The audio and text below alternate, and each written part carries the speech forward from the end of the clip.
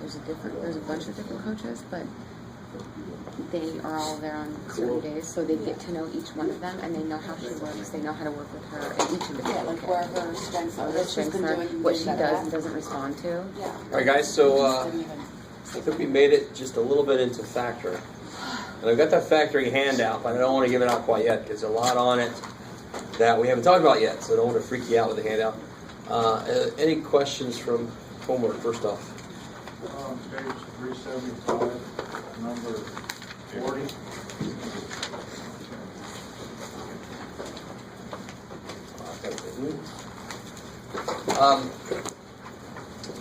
So let me ask you a question going into this. If I ask you to factor, let me give you two examples. Factor 20 for me. 5 times 4, you can go further. All right, no problem, right? Now what if I ask you to factor 17? 1701. It's prime. I love it. It's prime. So that's the answer. where'd it go? 40? Minus y, yeah. 16, really?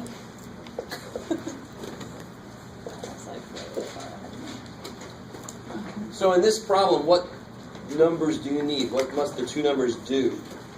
What do I know I can write down if this is going to work? What's got to go here and here? Y to make y squared. Now I need two numbers that do what? Two numbers that multiply to be 1 and add to be negative 1. Right. There's an A. I love it. So we spent 45 minutes trying to figure that out. Hey, well, that's your choice. Okay, that's it. Now, you got to be careful. The minute I tell you it's prime, some of these are going to be prime, so don't tear your hair out, but that doesn't mean like half of them are prime. Right? I always get that person, prime. Prime. You got to be careful. Yeah. If it's prime, if you don't know if it's prime, when you do the AC method, that doesn't work, and it's prime. I mean, pretty much, some of these are going to be really quickly obvious. One, there's only one way to break it up. And those ain't never going to make negative 1. Just to completely kill English grammar. Right? You with me? I mean, that one is an obvious one. Other ones won't be so obvious because there'll be a lot of ways to break it up, and you'll think, did I miss a way to break it up, or is it prime? And that's when it gets difficult to figure out which way to go. But if you think you've exhausted all the possibilities, then you put prime. And maybe it is prime, and maybe you left something out. You left a possibility out. Does that make sense? I mean, normally, if I have a problem like this, let's kind of review here for a second. We just got into this last time, but if I had a problem like this here, this actually, the numbers are a little bit evil in this one. Let's see if you guys get it. What am I looking for? Because I know how this starts, right? How does this start? Y and Y. That's awesome. Whenever there's a 1 out here, you just got to put 1 there, 1 there. And Y. Beautiful. Good. They have to be the same sign, and they have to add to be negative 5. So I get people telling me 6 and 1, if the 6 is negative, but does that multiply to be 6? No, it multiplies to be negative 6. So see how this is a little bit evil? So it's actually negative 2 and negative 3. That multiplies to be 6, and it adds to be negative 5. So if it doesn't add, Good. The only things that you could put in here are two numbers that add to be this number, and multiply with this number, add to be that number. and because it's in front of the line. The beautiful thing about a 1 being here is I know it's got to be Y and Y. Imagine if there was a 12 here. It could be 12Y and 1Y, or 3Y and 4Y, or 6Y and 2Y, and oh shit. Right, so we're going to have a nice way to handle that when we get to it later today. So they multiply to the last one, but add to the middle. Exactly. And I see a few of you guys giving me that, what the hell are you talking about kind of look. But remember, this is what we did the other day. We took some specific examples. What do you get when you FOIL that out? Yes, minus 7x plus 4x minus 28. So then you put your like terms together. Minus 3x. All right, and then you say to yourself, okay, forgetting, if somebody gave me this, forgetting this middle step, where did the 28 come from? Yeah, this number times this number. And where did the negative 3 come from? This number plus that number, right? Always. You give me any two binomial like that, you give me any two, and that's where these pieces are going to come from, right? So if I do x plus 10, x minus 9, I'll get x squared minus 9x plus 10x minus 9. Put your middle terms together. Where'd that number come from? This one times this one. Where'd that number come from? The 1? This one plus this one. Right? Of course it did. I can see the addition right there. I can see that happen. The middle is always going to be this one plus this one. And the last one's always going to be this one times this one, because that's the L in FOIL. That's the last thing I do. You guys kind of with me? Yeah. But only if you can, like, combine more like terms, right? Otherwise. Well, yeah, this is all predicated on there's only, there's the same variable in both, right? If I put a y there, then the middle terms aren't even like. Then it would be a grouping problem. That would be no problem. Yeah. You guys semi with me? Now, let's try this. Can you guys come up with a problem? I tell you, we got come with all kinds of. Can you come up with a problem that would end up with, let's say a plus 2 here, and then whatever else you need to. Can you make it? Can you put numbers in there so they end up with a 2 there? The simplest way to have that happen. 0 and 2. Put a 2 in the back and the 1. That actually would work, but it's a little bit. I want a number here, not just 0 there, right? Oh, okay. So like 1 and 1 would work, because then you get 1x and 1x is 2x, and they both have to be plus. You could do 0 and 2 though, right? And it would still be x squared plus 2x, right? Yep, it just wouldn't have a number there. Okay. Now what number's here? 1. Now that's not the only way to do that. How else can you get a plus 2 there? 3 and negative 1. I like it. So if I put 3 and negative 1, doesn't that still 3x minus 1x is 2x? Well, what number's there now? Negative 3. So I need. It's not good enough to get two numbers that add to be 2 by itself, because there's several numbers that add to be 2. There's an infinite number of numbers that add to be 2. But there's only one set of numbers that adds to be 2 and multiplies to be negative 3. There's only one set that adds to be 2 and multiplies to be 1. Right? So if you get something that works, that does both things, you found the answer. And why is it we look for that? Because of what happens the other way. When I multiply things out, I can see where they come from. Yeah. So you put the negative 3 because 2. Because 3 times negative 1 is negative 3. That's all. So you just switch the. I just multiply it out. So I get my x squared.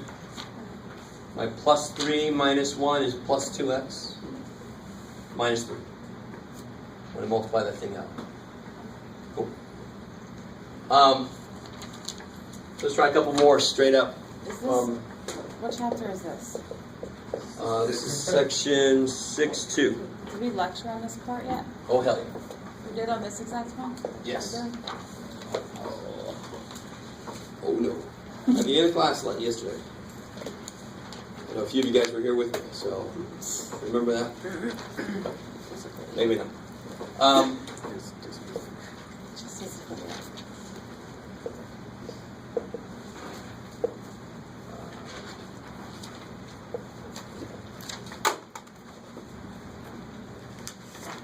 Get it? Don't say it out loud yet. Just let everybody think about it. What do the two numbers have to do? So again, the reason that my whole problem on these is just finding the two numbers that do the right thing is because I've got the other spots filled in. I know it's in the front. In this case, it's x and x. So it really just boils down to what two numbers do I put here to make the FOIL work? So these two numbers have to add to be -5. Add to -5. And they have to multiply to be -36. Yeah, 6 and 1. They have to multiply to be 36. I thought it was minus 4.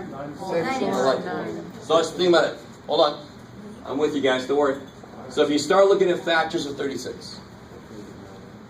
So, I mean, one way to factor 36 is 3 and 12. Right? And that would never make 5 between the two. Do you see that? But I would get like -9, not -5. That's not right then. You guys semi with me? So, and I kind of want to show you this other way too, because it's good to see this from the beginning. Whenever we teach the factoring method, we very often start with finding factors of the number and then checking to see if they add. I really want you guys to understand, I just need two numbers that do both. I don't care which one they do first. I don't know if you understand what I'm saying. Where did I get the 3 and the -12? Why did I think that was a candidate? Because those two numbers multiply to be -36. But I could find two numbers that add to be -5. You know, I know they have to be different signs.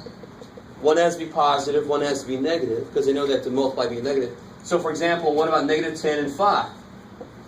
Those add to be -5. But what do they multiply to be? Yeah, they add to -5, check.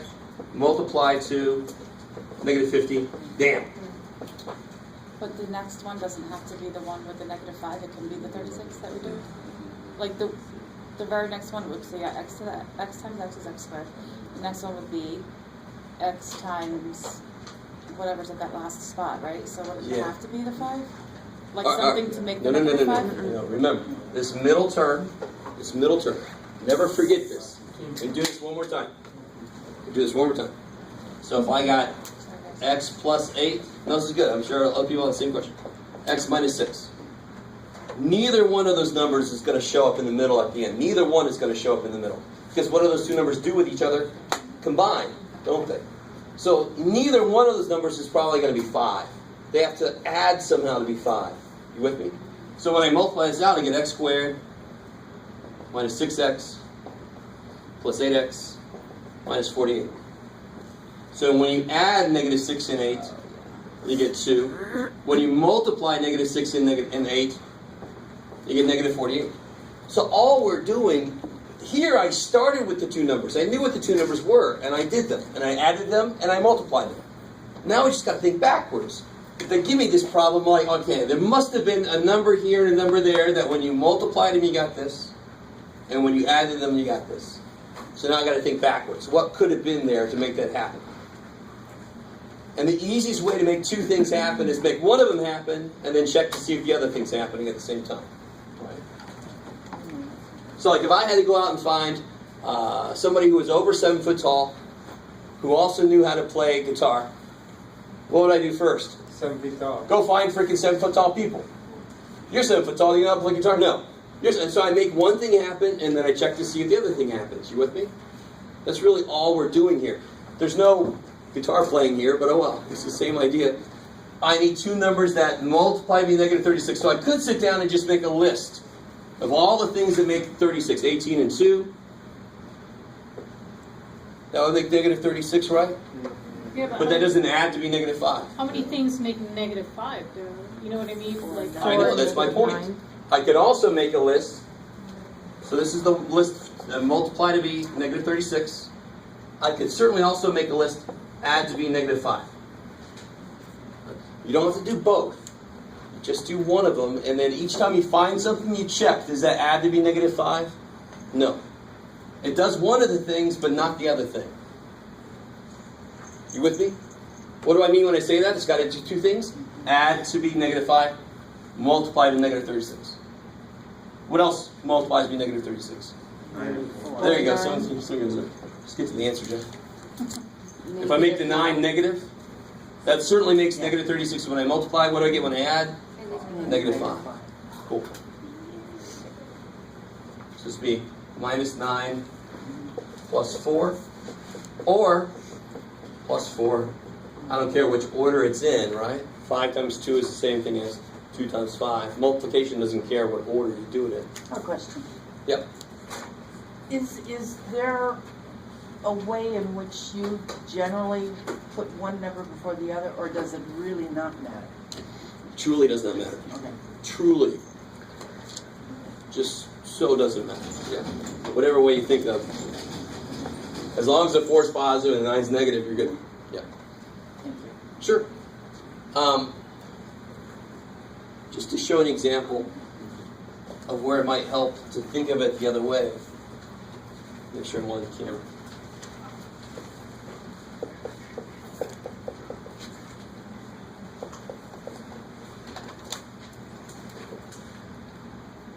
See now, there's a lot of factors of 60.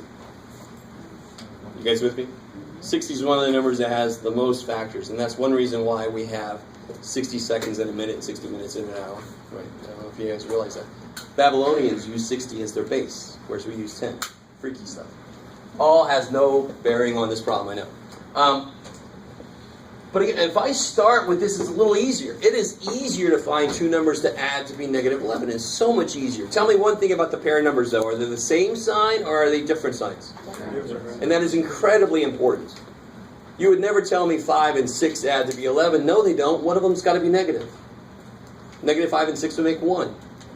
So that's screwy, right? I need two numbers that are actually 11 apart if they're different signs. So let me start us off. Add to negative 11. So for example, what do you got, Jeff? Negative 3 and 14. No. Negative 14 and 3. They add to be negative 11, right? What do they multiply to be?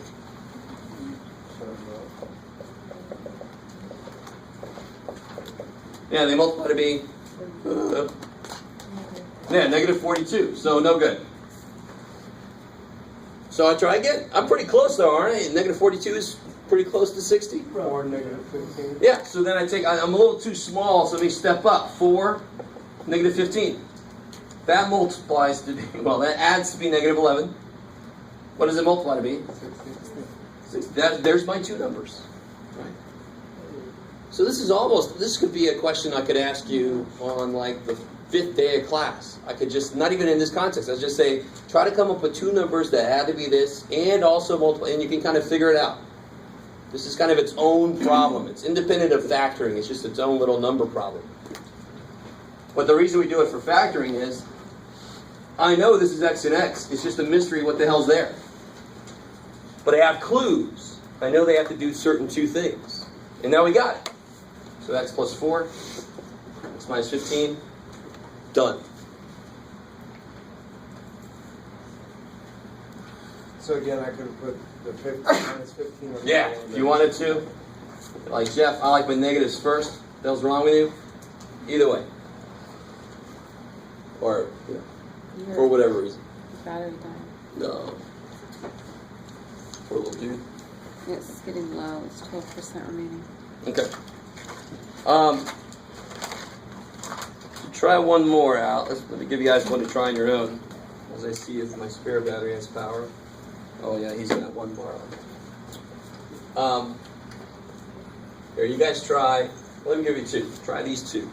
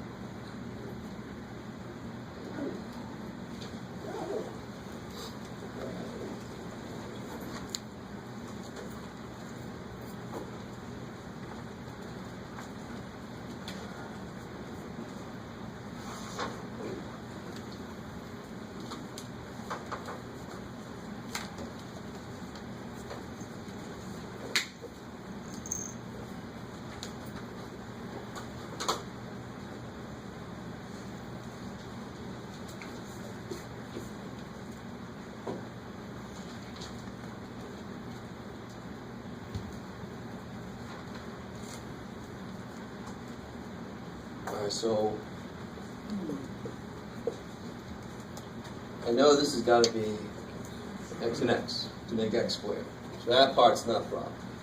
The problem is the numbers making those work. What'd you guys get for that? Yeah. 9 and 2, or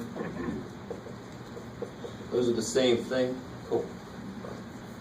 So the 2 and 9, they multiply to be 18, and they add to be 11. Okay. What about this guy?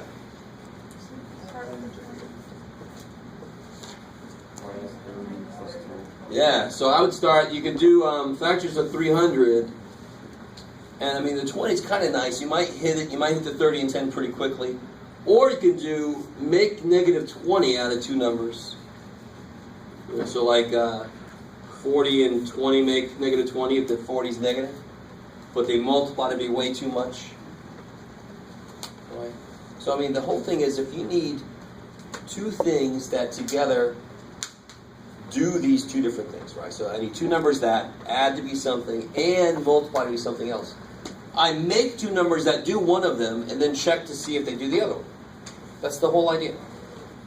And I could either start with a list that multiply to be this and check to see if they do this, or a list that add to be this and check to see if they do that. I don't care which one you do. I don't care. It does not matter at all. Just whichever way makes more sense.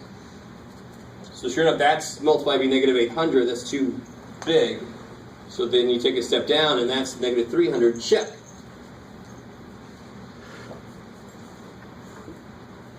So then you have x minus 30, x plus 10. What would it be if it would have been x squared plus 20x minus 300? What would that be?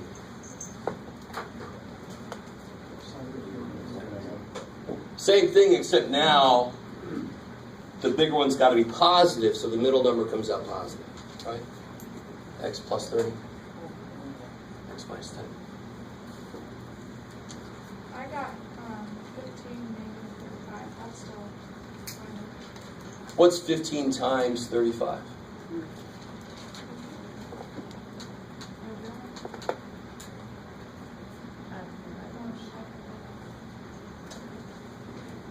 I mean, this is the kind of thing you gotta let happen as you get used to what's required of you on this kind of problem. Sometimes you get so focused on making it do one thing, you forget to check the other thing, or you feel like you already did. The key on this kind of problem is I know that has to end in 0. That actually makes this a lot quicker. I know they got to end in 0 to make 300. And let me show you what's going on in the background here. I can't remember if I showed you. I think I've shown you something like this before. That problem up here is done, right? Whichever way you want to write it. Obviously, we went to another problem after. So this is just me doing my weird thing. I think I've done this before. If x, and again, this expression is just a number. Why the hell is it so difficult to work with then? Because it's got parts of it that I don't know, right? So of course it's going to be hard to work with. But just like I can factor numbers, I should be able to factor some of these expressions. Because they are just numbers. They should work like numbers do. They're just numbers I don't know yet. So what if x were, what, Jeff? What if x was 2? What number is this? 2 squared, 4 plus 22 and 18. plus 18, 44. And if x is 2, what's this? Yeah, this will be 4 times 2 plus 9, 11. Is that not a way to factor 44? 4 times 11? So any number you pick and put it in there, it's going to be a different number in the end, and that's going to be a way to factor that number. So I think I did say this to you guys before. I mean, that's when you factor this, you're factoring an infinite number of numbers at once. Every possible value of x, you just factor that kind of number. That is a lot of work. Very quick. That's why it's a little freaky. Yeah. So what is, back to the original question we had about the prime, what is the quickest way to recognize that it is a